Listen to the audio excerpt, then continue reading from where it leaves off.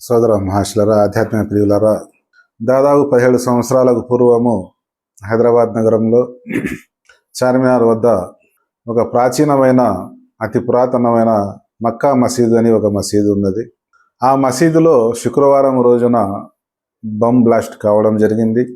దాంట్లో చాలామంది ఆరాధన కోసం వచ్చిన వారు చనిపోవడం జరిగింది. అదేవిధంగా దాదాపు 90 మంది గాయపడడం జరిగింది. అదేవిధంగా ఆ కేసులో భాగంగా అరెస్టు చేసింది కూడా ముస్లిం యువకులనే. ఆ విధంగా ఎంతోమంది యువకుల్ని జైలులో పెట్టడం జరిగింది. ఆ యువకులు ఎన్నో సంవత్సరాలు జైలు జీవితం గడపడం జరిగింది. ఆ విధంగా అనుమానితులైన వారిలో స్వామి అసీమానంద అనే వ్యక్తి కూడా పట్టుబడిన కారణంగా అతనిని కూడా జైల్లో పెట్టడం జరిగింది. ఆ జైల్లో కొంతకాలం గడిపిన తర్వాత నీతి నిజాయితీ కలిగిన సత్ప్రవర్తన కలిగిన ఈ యువకులు ఎవరైతే ఉన్నారో అక్కడ 5 పూటల నమాజు చేస్తూ నిష్టగా జీవితం గడిపే ఆ యువకుల్ని చూసిన తర్వాత ఈ స్వామి అసీమానంద వారిని అడగడం జరిగింది, మీరు ఏ కేసులో వచ్చారు అని. మేము మక్కా మసీదు బాంబ్ కేసులో వచ్చినాము అని చెప్పారు. అతని ఆత్మ క్షోభించి వయసు పైబడిన కారణంగా, నేను చేసిన తప్పు కారణంగా ఎంతోమంది యువకుల జీవితాలు నాశనం అయిపోతున్నాయి కదా అని ఒక ఆవేదన కలిగి అతను జైలర్ వద్దకు వెళ్ళి ఈ మక్కా మసీదు బాంబ్ బ్లాస్ట్తో పాటు సంజౌతా ఎక్స్ప్రెస్, అజ్మీర్ దర్గా, మాలేగావ్, మక్కా మసీద్ బాంబ్ బ్లాస్ట్ ఇవన్నీ కూడా నేనే చేశాను, ఇంకా అండ్ కంపెనీ కూడా ఉంది అని ఒప్పుకోవడం జరిగింది. అప్పుడు ఆ జైలర్ ఏమన్నాడంటే, నా వద్ద వ్యక్తిగతంగా నువ్వు చెప్తే ఈ సమస్య పరిష్కారం కాదు, మీడియా ముందు అధికారుల ముందు నువ్వు స్వతహాగా వ్యక్తపరచవలసి ఉంటుంది అంటే అతను కొంచెం ప్రాయశ్చిత్తపడి మీడియా ముందు చెప్పేదానికి సిద్ధమయ్యాడు.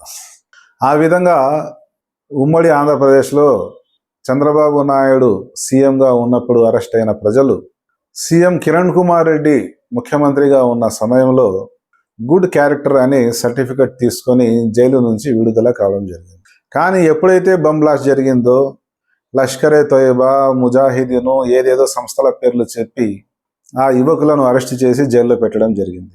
కానీ గుడ్ క్యారెక్టర్ అని తెలియని తర్వాత, నిర్దోషులని తెలియని తర్వాత పబ్లిక్ మీటింగ్ పెట్టినప్పటికీ కూడా ప్రోటోకాల్ ప్రకారం ఒక రాష్ట్ర ముఖ్యమంత్రి ఆ సభలో పాల్గొన్నప్పటికీ కూడా మన ప్రచార మాధ్యమాలు, పత్రికలు ఏవైతే ఉన్నాయో చివరి పేజీలో ఒక చిన్న ఫోటో వేసి న్యూస్ వేయడం జరిగింది.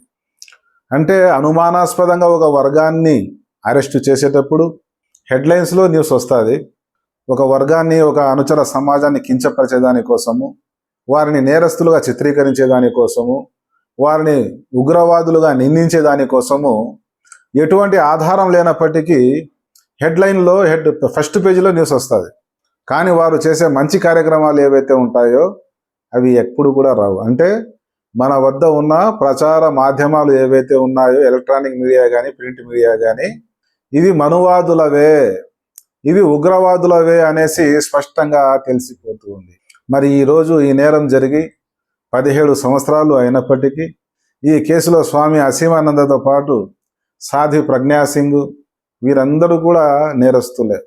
కానీ వీరికి ఎటువంటి సాక్ష్యాధారాలు ఉన్నప్పటికీ, అన్ని సాక్ష్యాధారాలు ఉన్నప్పటికీ ఈ రోజు కూడా వారిని శిక్షించడం లేదు. నేరం ఎవరు చేసినా, ఏ మతం వాడు చేసినా, ఏ కులం వాడు చేసినా, ఏ జాతి, ఏ ప్రాంతం వాడు చేసినా సాక్ష్యాలు ఉన్నప్పుడు అతి కఠినంగా ఆ నేరస్తులను శిక్షించినప్పుడు ఆ ప్రజలకు భయం అనేది ఉంటుంది, నేరం నుంచి దూరంగా ఉండేదానికి అవకాశం ఉంది.